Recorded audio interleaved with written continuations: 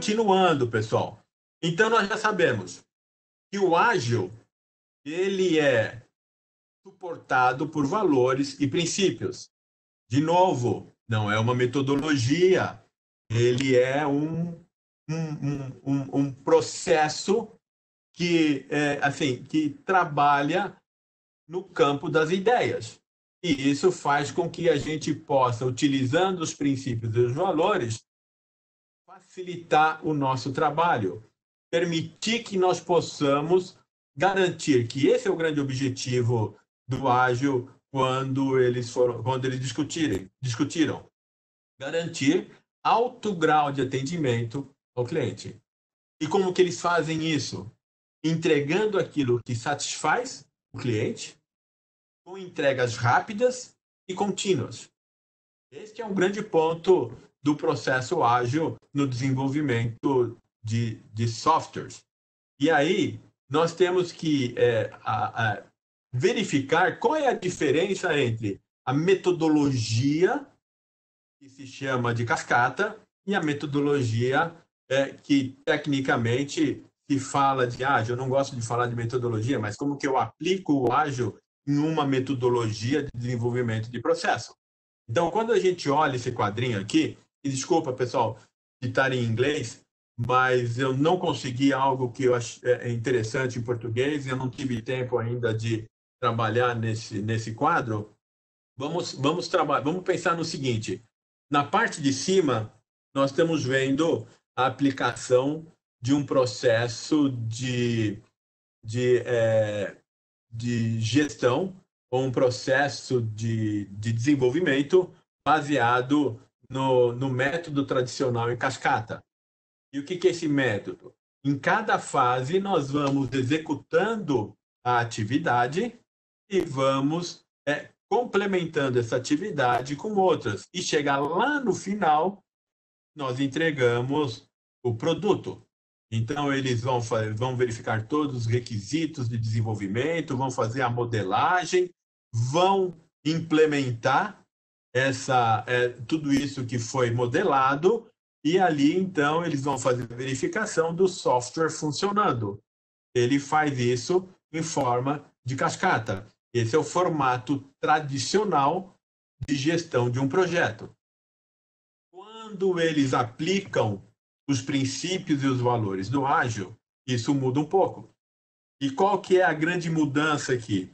Eles vão fazendo essas fases de tal maneira que eles vão construindo, elaborando, eles vão entregando pequenas funcionalidades daquele software. A cada um desses sprints, nós vamos entregando o software com uma pequena funcionalidade, mas ele já está acontecendo aqui. E aí ele só vai agregando mais funcionalidade nesse software. E até que, fazendo todo o trabalho, ele vai já, então, complementar a funcionalidade completa do software que está sendo desenvolvido. Este é um ponto que precisa ser visualizado, né? Então, vocês... apareceu uma coisa aqui. O que é que apareceu aqui? Apareceu uma canetinha. É para anotar alguma coisa, mas deixa eu ver aqui aonde é que eu trabalho. Permitir anotações já está permitido, não é? Eu não sei aqui como eu faço, então eu vou voltar para cá. E eu não vou fazer... Bom, aqui apaga. Muito bem. É melhor não mexer nisso daqui. Eu vou ficar... E pior que aqui não vai mudar. Limpar todos os ponteiros. Não sei nada disso, pessoal, mas vamos lá. Vamos tentar continuar sem isso daqui. Depois, acho que é aqui. Beleza, já descobri. Muito bem. Voltando aqui, pessoal. Então, olha, este ponto, então, no ágil, nós vamos, em cada fase, entregando parte da funcionalidade do software até chegar no final. E é uma dificuldade para a auditoria. Né? Eu não consigo ficar entregando parte dos relatórios nas fases. Se eu estou na fase de planejamento, eu não consigo ter um relatório. E por que eu não consigo ter esse relatório? Porque eu não tenho ainda fatos, eu não tenho evidências. E nós sabemos que o auditor não acha nada. O auditor tem certeza do que está falando. Porque o auditor, ele baseia a sua opinião em cima de fatos, em cima de evidências.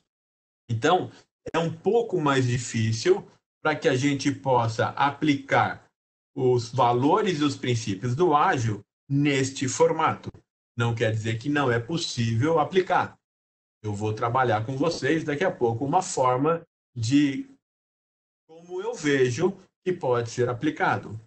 Eu ainda não testei esse trabalho, esse formato. A gente ia fazer isso no mês passado, mas com tudo que está acontecendo, o projeto ficou em stand-by.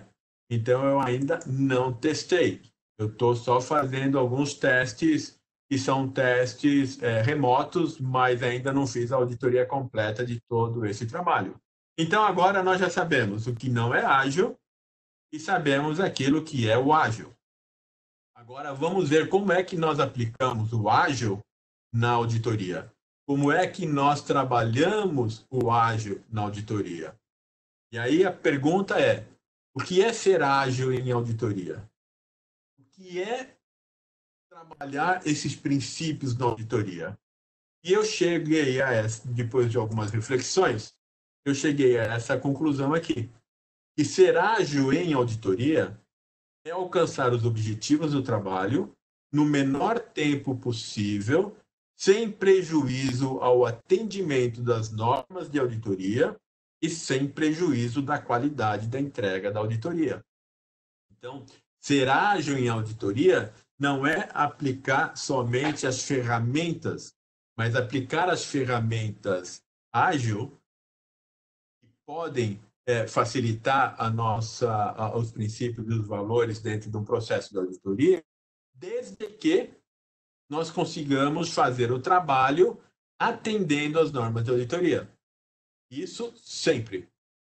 E não criando nenhum tipo de prejuízo na qualidade da entrega da auditoria, na qualidade da nossa opinião, da qualidade do nosso relatório. Até porque o que é que a organização, o que é que as entidades enxergam da auditoria? O relatório, pessoal. Ninguém sabe o trabalho que nós temos de aplicar toda a metodologia dentro das normas, porque isso não é visível para a corporação. Né? Agora, o que é visível para a corporação? O que é visível é o nosso relatório, é a nossa posição, é a nossa atitude e a nossa opinião. Então, não atender às normas de auditoria são coisas que a gente não pode pensar. Precisamos trabalhar. Sejam as normas de auditoria externa, sejam as normas do TCU, do Intosai, dos IPPFs do IA, não importa. Nós temos aí as normas do CGU, da CGU, são normas de auditoria que, uma vez elencados dentro da atividade que vocês fazem, vocês vão ter que procurar seguir as normas da melhor maneira possível. Então, ser ágil na auditoria é fazer isso da forma mais rápido possível, sem que impacte na qualidade do nosso trabalho. Somente para que a gente tenha a mesma visão, só para que a gente fique na mesma página, tá? Lá nos IPPFs do IA, e também está na instrução, acho que é a instrução normativa da CGU, é muito parecido, né? Eu digo que neste mundo da auditoria, nada se cria, tudo se copia, mas é bom porque a gente só copia as coisas boas. Essa metodologia é a metodologia que, na definição da auditoria, fala que o auditor faz uma avaliação independente, ele faz uma avaliação dos processos de governança corporativa, gerenciamento de riscos e controles internos, para agregar valor à corporação. E ele faz isso de uma forma sistêmica e disciplinada. Essa forma sistêmica e disciplinada é o que eu chamo de metodologia da auditoria. A metodologia tradicional da auditoria, ela trabalha com 3 grandes etapas. O planejamento do trabalho. Neste planejamento do trabalho, nós temos o memorando de auditoria, é onde nós definimos os objetivos do trabalho, da auditoria, o escopo, identificamos os processos que serão avaliados, entendemos quais são os objetivos desse processo, vamos buscar todas as normas e regulamentos que fazem ou que impactam o processo que será avaliado. E aqui eu estou falando de uma auditoria de desempenho, não estou falando somente de uma auditoria de conformidade. Então, a gente está ampliando um pouco mais essa visão. Esse é o memorando de auditoria. Definimos tempo, time que vai trabalhar, tudo está no memorando. Como nós estamos falando de uma auditoria de desempenho, nós precisamos fazer um mapeamento do processo. Uma auditoria operacional, uma auditoria de desempenho, ela tem a sua objetividade muito, vamos dizer, o seu retorno muito maior quando nós avaliamos os processos operacionais da entidade. Se eu não tenho mapeamento, se a empresa, se a entidade não tem um mapeamento, o auditor tem que mapear, tem que entender o processo, porque aquilo que nós não conhecemos também nós não conseguimos avaliar. Fazemos esse mapeamento, formalizamos ele através de uma metodologia gráfica ou em forma de narrativa, construímos as matrizes, são basicamente com 3 matrizes que nós trabalhamos, matriz de risco, matriz de controle e matriz de alinhamento, e com base em todas essas matrizes, nós elaboramos um programa de trabalho. A partir do momento que o programa de trabalho está finalizado, aprovado pelo gestor responsável da auditoria, então agora nós passamos para a execução. A execução nada mais é do que o trabalho de campo que nós falamos. A execução é a coleta de evidências. Nós vamos aplicar os procedimentos que estão vai aplicar os procedimentos que estão definidos no programa de trabalho para coletar as evidências, para fazer uma validação da eficácia do sistema de controles internos, entendendo também quais são as vulnerabilidades existentes dentro do processo. Essa coleta de evidências essas evidências estarão registradas nos nossos papéis de trabalho, que vai ter as suas discrepâncias encontradas, estarão anotadas na matriz de achados. A matriz de achados é a finalização de um processo na fase de execução, porque é através da matriz de achados que nós fazemos o link com a comunicação. Através da matriz de achados é que nós vamos formar a nossa opinião, entender quais são os pontos de melhoria daquele processo e depois que todo o relatório estiver finalizado com um plano de ação elaborado pelo gestor, nós fazemos o follow-up, o monitoramento, que é uma das partes mais importantes de todo esse processo. Porque não adianta nada ter um relatório de auditoria de qualidade se aquelas ações que foram definidas pelo gestor não forem implementadas. Se ele não implementa, nós estamos dizendo que a entidade continua correndo mais risco, ela deixa de ter economicidade, ela perde a sua efetividade. Ela não está utilizando nada daquilo que nós falamos. Então, o monitoramento é o esforço que o auditor tem que ter para que aquilo que foi tratado realmente faça diferença para a entidade. Então, o monitoramento não é a parte mais fácil, mas é uma parte muito importante dentro da operação. O que eu estou dizendo para vocês aqui é que este é o formato tradicional de se fazer um trabalho de auditoria. Muito bem. Com isso em mente, vamos ver como é que nós aplicamos esses valores do ágil, esses princípios do ágil, neste formato de auditoria. Só quero fazer um parênteses aqui, Porque muitas vezes eu vejo o seguinte: mas a auditoria governamental é diferente da auditoria da empresa privada. Não, não é, pessoal. Auditoria é auditoria em qualquer parte do mundo. A metodologia é a metodologia em qualquer parte do mundo. Tanto que, se vocês pegarem tanto o INDOSAI, a CGU, o TCU, vocês vão ver que a metodologia ela está muito próxima uma da outra. Pode mudar a nomenclatura, mas a metodologia é uma só. Fazer auditoria numa atividade pública é a mesma coisa de fazer uma auditoria numa atividade privada. O que muda, logicamente, é a natureza daquilo que está avaliando, aquilo que está sendo avaliado. Eu preciso ter Muito obrigada, auditores Pardini. experientes em atividade pública para fazer uma auditoria lá. Porque, de novo, nós temos que ser proficientes. Se nós não tivermos a proficiência naquilo que nós vamos avaliar, nós não conseguimos avaliar nada. Como a Úrsula disse, toda a minha vida foi montada, minha vida como executivo foi montada em atividades da iniciativa privada. Eu tive parte do meu tempo como auditor e depois eu tive parte do meu tempo como executivo. Então, e executivo de internacional. Eu tinha outros países como responsabilidade. Eu finalizei, na realidade, a minha carreira corporativa como CFO de uma grande multinacional americana, onde eu tinha a América Latina e parte da África como responsabilidade. E depois eu vim para a consultoria. Na consultoria, aqui na Crossover, que era simplesmente para que eu tivesse alguma coisa para fazer, mas tomou outro caminho, eu tive a oportunidade de trabalhar com os três poderes.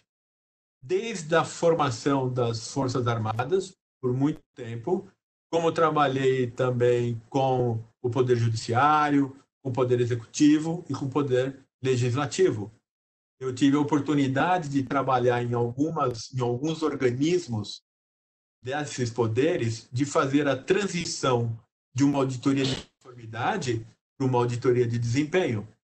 Eu participei de alguns bons trabalhos de auditoria dentro desses processos de mentoria. Então, o que eu estou falando para vocês não é uma pessoa que só tem uma visão da auditoria da iniciativa privada, porque eu apliquei os mesmos conhecimentos que eu tive na iniciativa privada para fazer auditoria na atividade pública.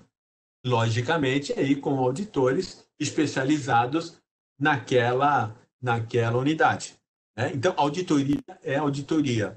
A metodologia ela é única e ela pode ser aplicado em qualquer trabalho de auditoria. Lembrando que nós temos 3 tipos de auditoria.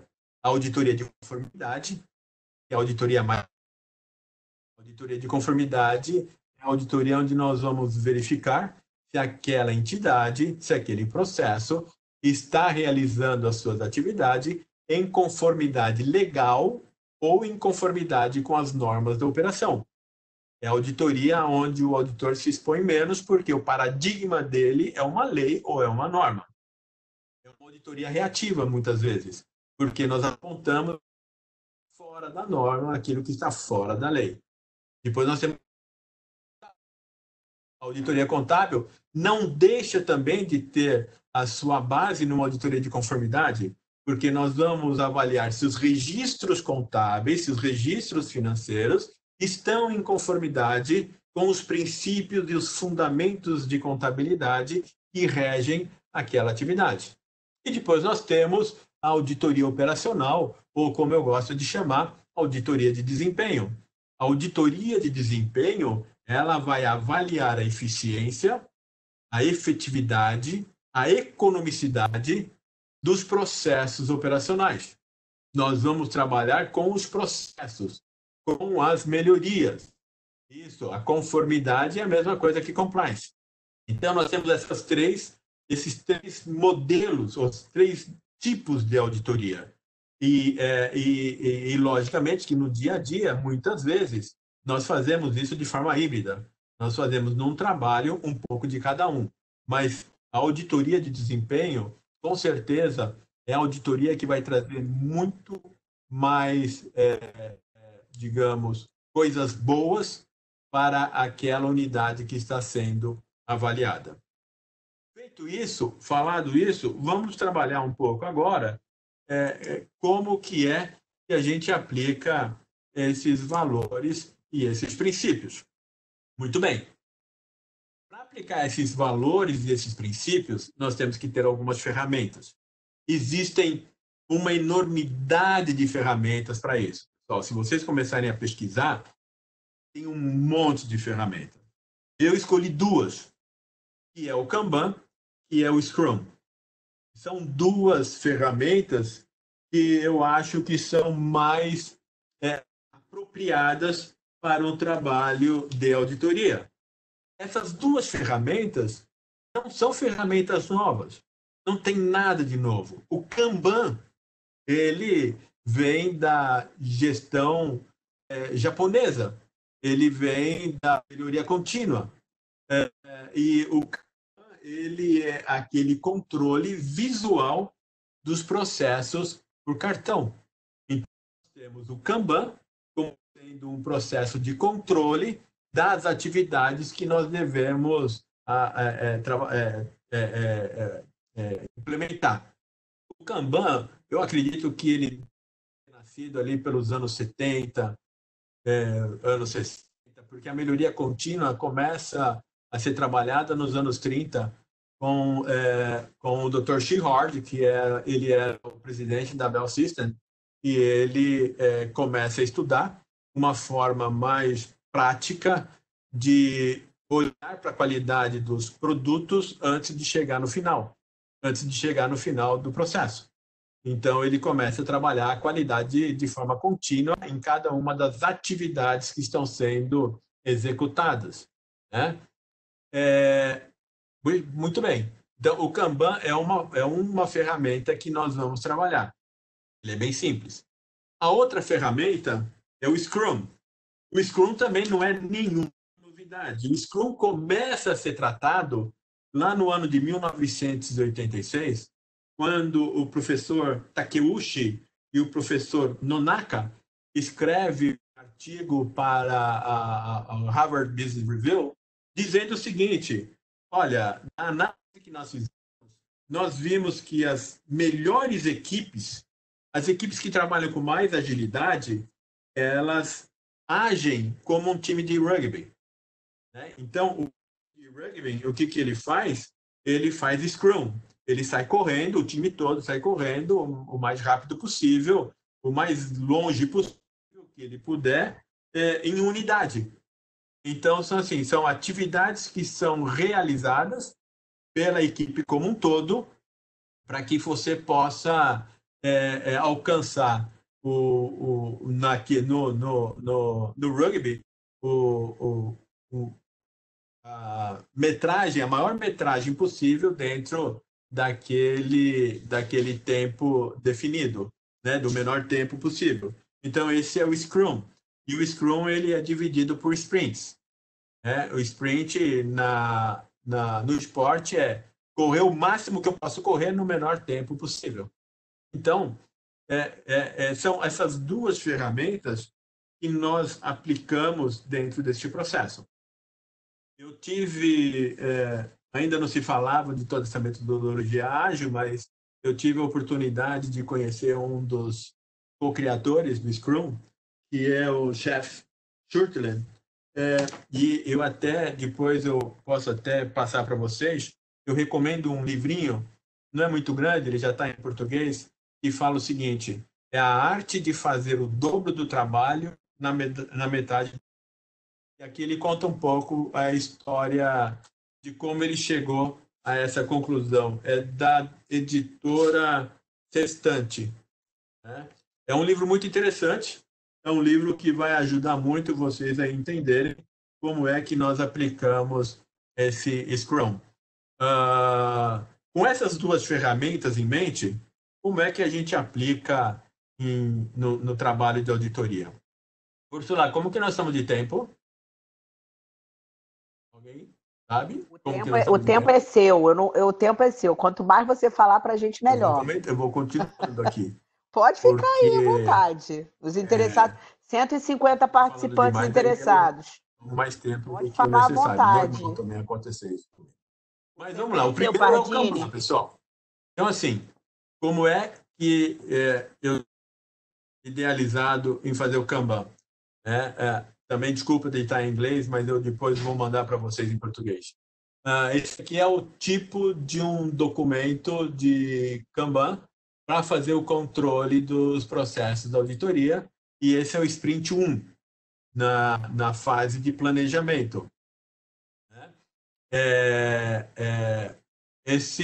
Vamos imaginar que seja um processo de compra. Então, isso que vocês estão vendo aí, pessoal, é o documento que nós estamos trabalhando para controlar uma auditoria daqui para frente. Ele está utilizando o conceito de ágil, o conceito de Kanban. Então, nós temos as fases. Nas fases, nós temos a elaboração do memorando de planejamento, o mapeamento do processo e a elaboração da matriz de risco. São três atividades, três fases que nós podemos construir de forma concomitante.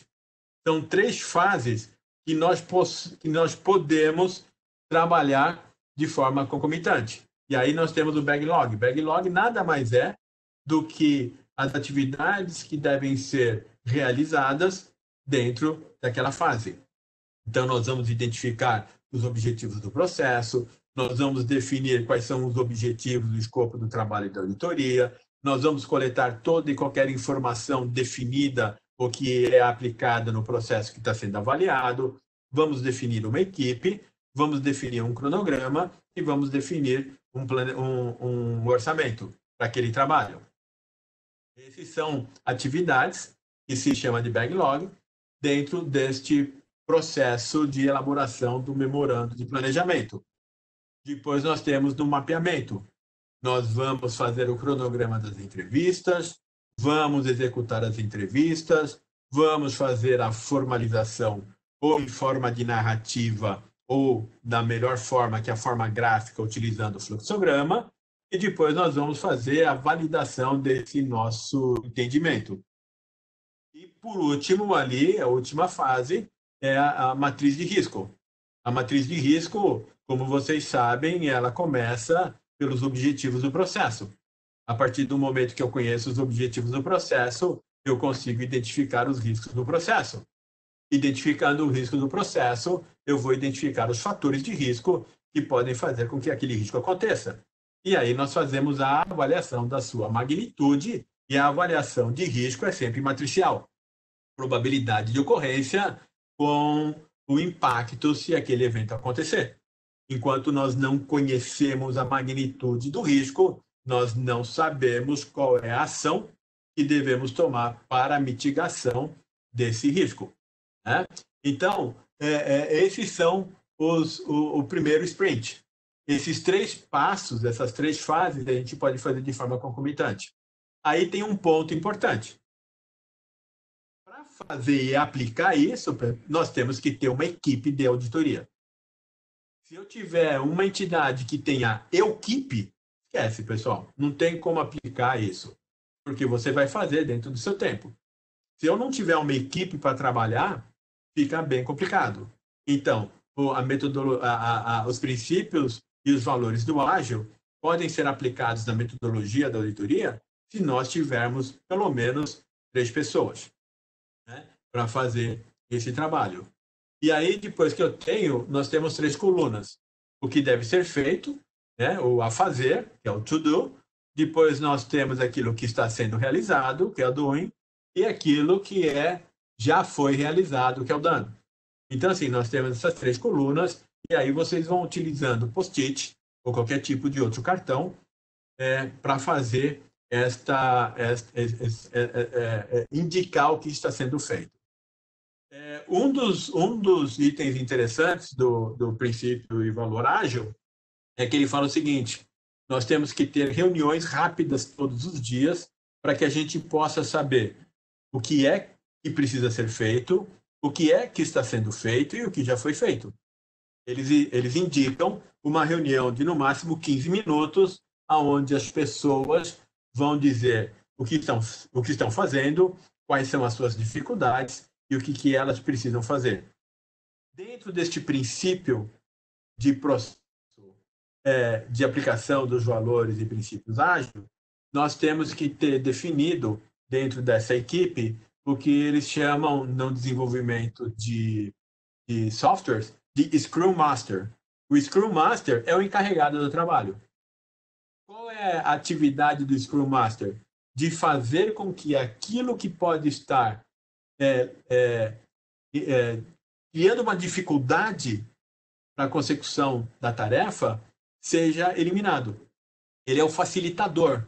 Ele é a pessoa que, com base nessa reunião diária aí, essa reunião rápida, ele, pegando aquilo que está dificultando o trabalho, ele vai agir para eliminar essas dificuldades. Então, no nosso caso, na auditoria, é o encarregado daquele projeto, é o encarregado daquela auditoria, é o responsável pela equipe. Então, todos os dias se faz essa reunião e elaborando, fazendo essa reunião, então se sai trabalhando nessa atividade. Como vocês podem entender, a equipe vai trabalhar em bloco. Então, lá no final, nós vamos ter todos esses trabalhos sendo finalizados. Segundo as melhores práticas aplicadas pelo princípio, pelos valores ágil, cada sprint desse deve levar no máximo o pessoal fala de 2 semanas, né? Então, vocês vão trabalhar com 2 ou 3 semanas para finalizar cada um desses sprints. Essa é o conceito, né? Não sei dizer para vocês se isso é muito ou pouco, porque, como eu disse, eu ainda não apliquei no dia a dia. Eu acho que 2 semanas, pelo nosso histórico aplicando dentro de uma metodologia tradicional, é um tempo bom, né? É um tempo bom. Se a gente algumas vezes executa uma auditoria num processo de folha de pagamento, sei lá, com 5.000 pessoas, no máximo 4 semanas, do planejamento ao relatório pronto, então acho que 2 semanas faz sentido nessa atividade. Para cada sprint, vocês vão ter esse tipo de controle. O que acontece é que a auditoria, eu não consigo visualizar em que a gente possa fazer entregas para o cliente de forma contínua ali. Então, no sprint 1, nós vamos fazer entregas para o trabalho de auditoria, não necessariamente para o cliente, porque somente lá no sprint 4 é que eu consigo ter o meu relatório. Então, eu estou trabalhando com essa visão de ágil, dividindo o processo em 4 sprints. Então, o primeiro sprint nós já falamos, elaboração do memorando de planejamento, da matriz de risco e do mapeamento. No sprint 2, nós construímos a matriz de controle. Eu não consigo construir a matriz de controle antes de ter o mapeamento. Depois eu faço a matriz de alinhamento. A matriz de alinhamento é quando eu vou alinhar o controle com o risco. É o controle que está dando resposta ao risco. Porque a gente nunca pode também perder essa visão.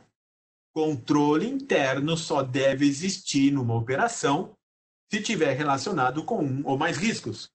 Se ele não tiver relacionado com um ou mais riscos, a pergunta é: por que é que eu tenho esse controle? Não faz sentido. Controle é uma atividade que custa dinheiro. Então, não é qualquer controle. E isso é uma das coisas que eu vou até abrir um parênteses aqui, que eu vejo quando estou dando apoio para as atividades de auditoria, aí tanto as privadas como as públicas, é que eu vejo o pessoal sair correndo para testar um monte de controle. E testa o controle. E aí a pergunta é: muito bem, por que você testou esse controle? Ah, não, para saber se ele está funcionando. Bom, tá bom. Por que é que eu preciso saber se ele está funcionando? Ah, não, porque o controle está lá, ele tem que funcionar. Não é essa a resposta, pessoal. O controle tem que funcionar porque ele está mitigando o risco. Se vocês não fizerem um alinhamento risco com controle, não passem a fazer teste de controle. Porque vocês não sabem nem se o controle precisa existir. Aí você tem um outro ponto. Não é qualquer controle. É o controle que vai trazer o risco dentro do conceito de risco bruto a níveis razoáveis para aquela entidade. E qual é esse nível razoável para a entidade? É o apetite a risco dela. Se ela não tiver apetite a risco, eu não sei nem se aquele controle faz sentido existir ou não. Porque eu vou pegar o risco bruto, uma vez que eu pego o risco bruto e eu defino que eu vou mitigar esse risco e o risco operacional, lembrando que o controle interno só dá resposta na probabilidade, então eu vou pegar e vou mitigar a probabilidade do evento acontecer através de um controle, e aí eu preciso medir o controle. Eu preciso saber se ele funciona e preciso saber se ele está adequado para mitigar o risco dentro daqueles níveis aceitáveis da empresa, que é o risco residual alinhado com o apetite a risco daquela organização. Então, por isso que nós temos que ter tanto a matriz de risco como uma matriz de controle e depois a matriz fazendo esse alinhamento. Porque na hora que nós fazemos esse alinhamento, nós vamos encontrar riscos que estão sendo mitigados por controle. Esses controles precisam ser validados. Eu vou encontrar riscos que não têm controle associado e eles precisam avaliar. É preciso avaliar. Porque é que eu tenho um risco e não tenho um controle alinhado. Ou a empresa não conhece, ou a entidade, o gestor não conhece aquele risco, ou ele deu alguma outra resposta. Porque nós temos 4 tipos de resposta ao risco. Eu posso aceitar o risco, eu posso compartilhar o risco, eu posso evitar o risco e posso mitigar. Mitigar o risco é ter um controle interno. E eu posso também me deparar com um controle interno que não tem nenhum risco alinhado. E aí nós precisamos também avaliar e perguntar: opa, por que é que eu tenho um controle e não tenho um risco associado a ele? Será que nós deixamos de ver algum risco? Pode ser. Nós podemos errar. Né? Então, a gente tem que fazer essa avaliação. Para aqueles controles que não têm risco alinhado, poxa, de repente, uma das nossas...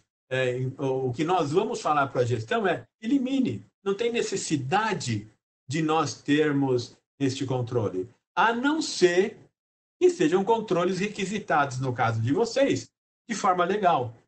Né? Então, eu tenho que ter aquele controle porque legalmente eu preciso dele. Aí não tem jeito.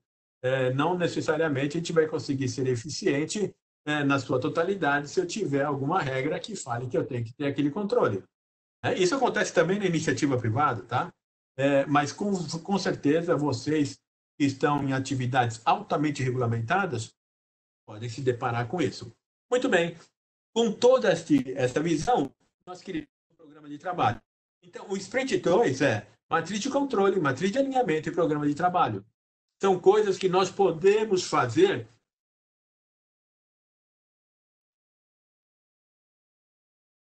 Sprint 1 e Sprint 2, eu tenho Sprint 3.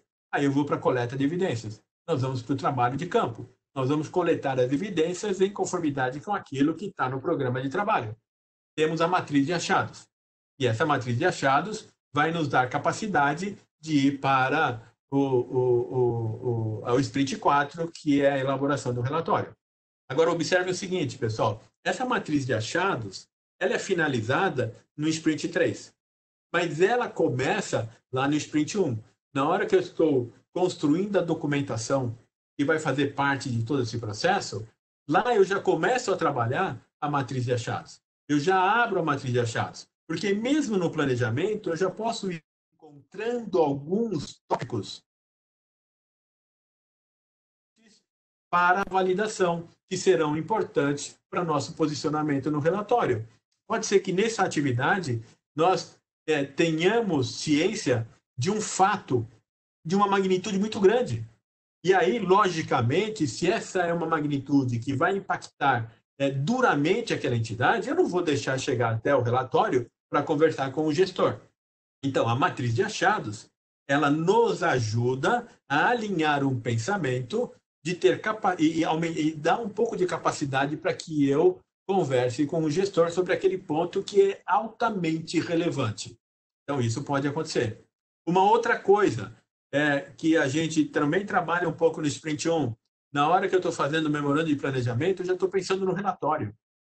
Então, na hora que eu definir os objetivos da auditoria e já definir o escopo, eu já tenho aquilo que eu preciso colocar no relatório.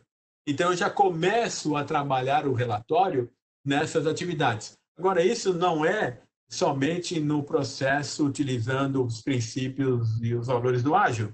Essa já é um formato que nós trabalhamos, mesmo na metodologia tradicional. Então, vocês, a ideia é que, vamos pensar que nós temos aqui 2 semanas para cada um desses sprints, em 8 semanas nós já temos aí um relatório básico para ser entregue para a gestão, né?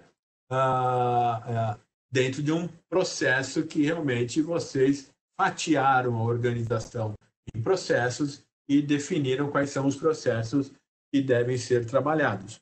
Então, o que eu acredito, não dá para aplicar os princípios, não dá para aplicar os valores do ágil como se aplica dentro de um processo de desenvolvimento de software. Não faz muito sentido para mim. Vocês vão ver alguns livros, algumas publicações, e vocês vão ver algumas pessoas dizendo: não, eu faço o sprint e já vou entregando parte do relatório. Sprint 1, eu vejo o seguinte: se eu não tiver evidência, é melhor eu ficar quieto. Eu não posso me expor em falar algo que não tem evidência, porque não vai fazer sentido.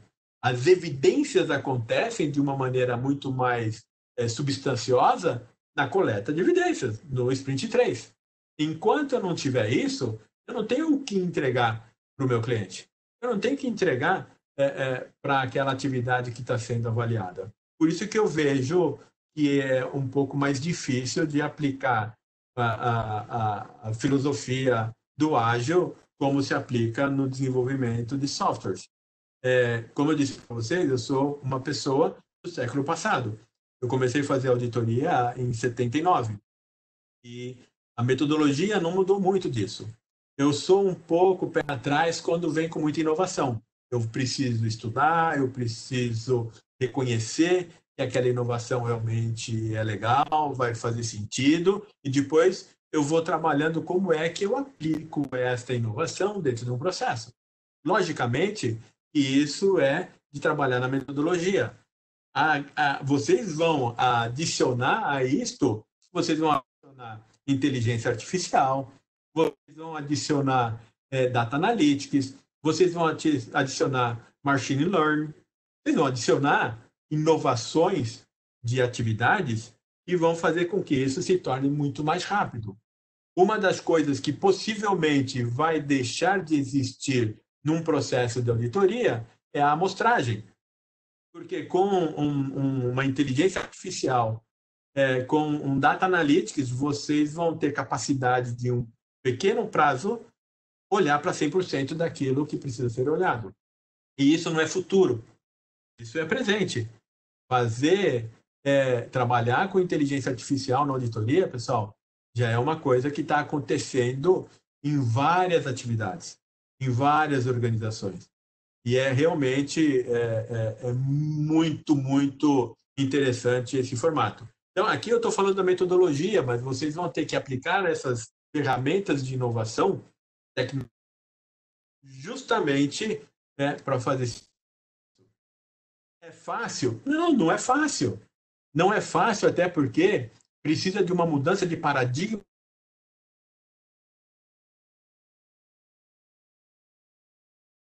muito grado em fazer auditoria de compliance. Eu digo, pessoal, é a auditoria mais fácil, mais simples de se trabalhar, porque ele expõe muito menos o auditor, porque nós temos a lei amparando a nossa posição. Ou a entidade está dentro da lei, ou ela está fora da lei. Mesmo que alguns falam que a interpretação da lei pode ser distinta. Tudo bem, mas é uma lei. É muito mais simples e muito mais fácil. Agora, imagine que quando vocês estão fazendo, e quando vocês estiverem trabalhando um desempenho operacional, o seu paradigma é uma melhor prática de gestão. É uma ISO 31000, é um COSA RM, uso com 27 mil. É uma melhor prática, não é uma lei. Eu me lembro que, num dos trabalhos que eu estava fazendo numa entidade do Ministério Público, na primeira discussão com o, com o gestor, ele já abriu a reunião falando o seguinte: olha, se for lei, eu faço. Se não for lei, nem adianta falar porque eu não vou fazer. Foi difícil vender a ideia para ele. Foi bem complicado. Eu levei muito mais tempo para isso. Então, eu sei aonde o calo aperta para vocês. Não pensem que dentro de uma entidade privada é diferente, não. Porque você também tem muita resistência dentro de uma entidade privada. Não tanto como numa entidade pública. Bom, essa é uma visão de como é que nós podemos aplicar a atividade da auditoria com esses valores e princípios do ágil. Então, nós já sabemos o que não é ágil, nós sabemos o que o ágil, como que ele nasce e como é que nós aplicamos esse ágil na auditoria. E aí, pessoal, eu vou só fechar aqui, não tenho a mínima ideia do que estão me solicitando, mas depois a gente vê aqui.